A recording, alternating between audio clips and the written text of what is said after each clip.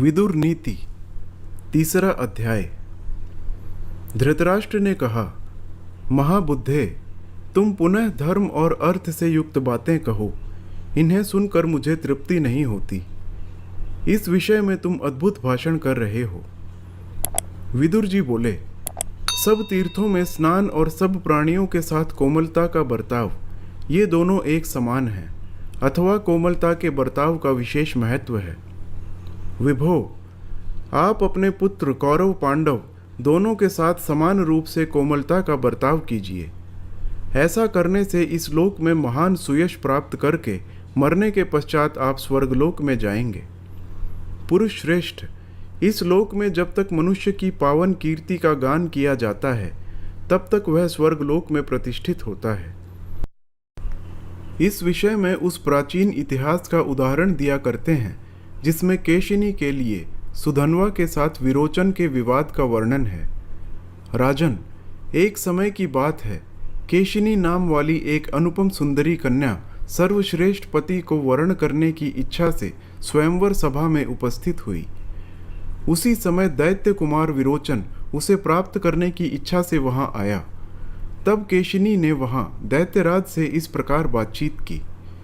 केशिनी बोली, विरोचन, ब्राह्मण श्रेष्ठ होते हैं या दैत्य?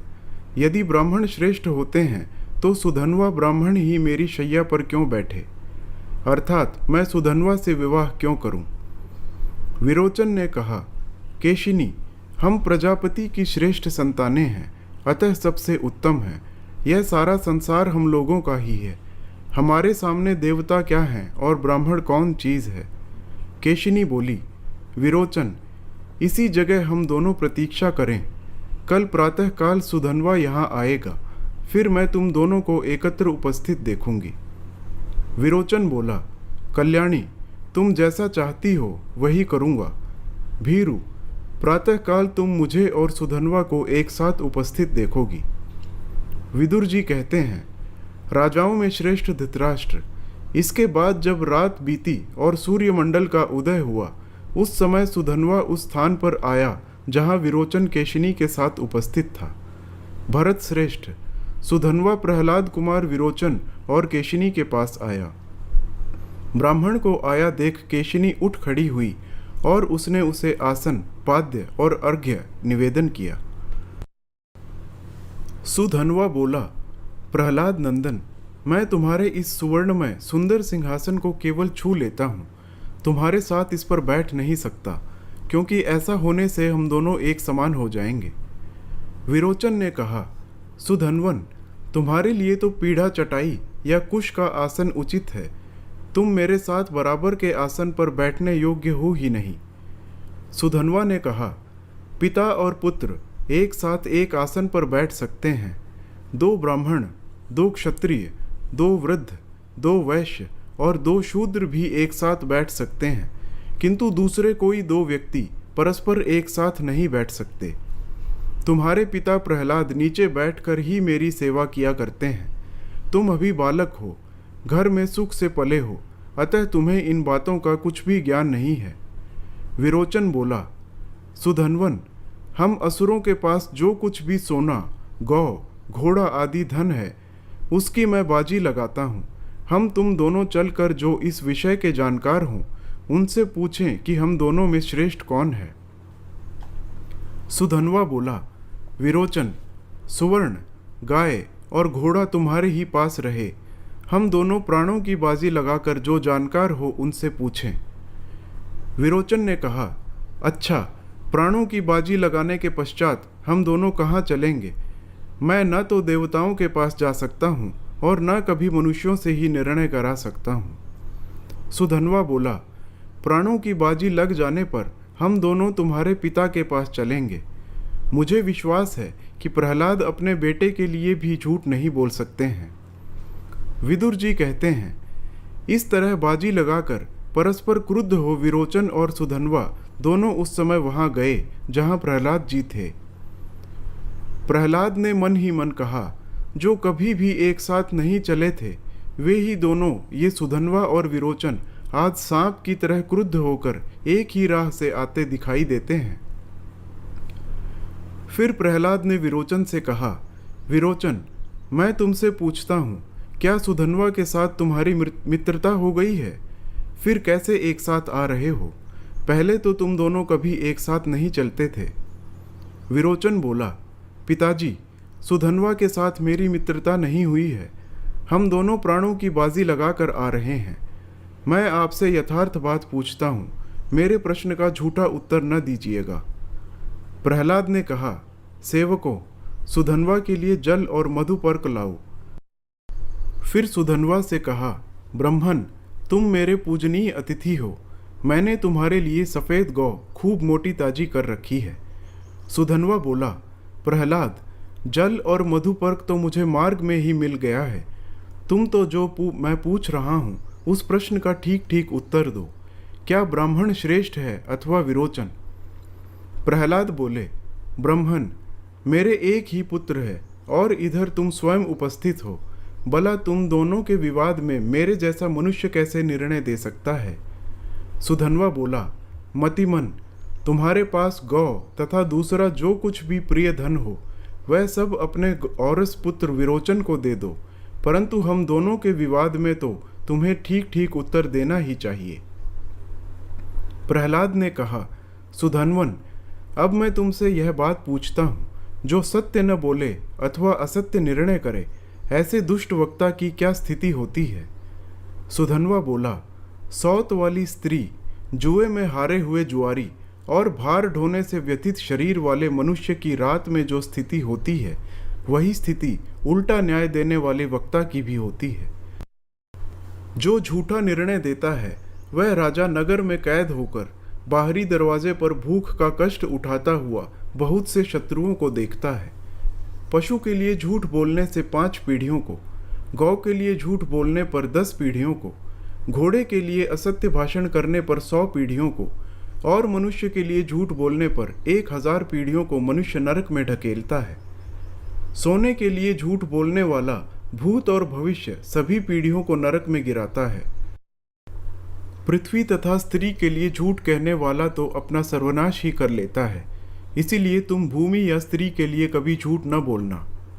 प्रहलाद ने कहा, विरोचन, सुधन्वा के पिता अंगिरा मुझसे श्रेष्ठ हैं। सुधन्वा से तुमसे श्रेष्ठ है। इसकी माता भी तुम्हारी माता से श्रेष्ठ है। अतः तुम आज सुधन्वा से हार गए। विरोचन, अब सुधन्वा तुम्हारे प्राणों का मालिक है। सुधन्वन, अब यदि तुम दे दो तो मैं विरोचन को पाना चाहता हूँ। सुधन्वा बोला, प्रहलाद, तुमने धर्म को ही स्वीकार किया है, स्वार्थवश झूठ नहीं कहा है, इसीलिए अब इस दुर्लभ पुत्र को फिर तुम्हें दे रहा हूँ। प्रहलाद, तुम्हारे इस पुत्र विरोचन को मैंने पुनः तुम्हें दे दिया, किंतु अब यह कुमारी केशिनी के निकट चलकर मेरे पैर धोए। विदुर जी कहते हैं, इसीलिए राजेंद्र, आप पृथ्वी के लिए झूठ न बोलें। बेटे के स्वार्थवश सच्ची बात न कहकर पुत्र और मंत्रियों के साथ विनाश के मुख में न जाएं। देवता लोग चरवाहों की तरह डंडा लेकर पहरा नहीं देते।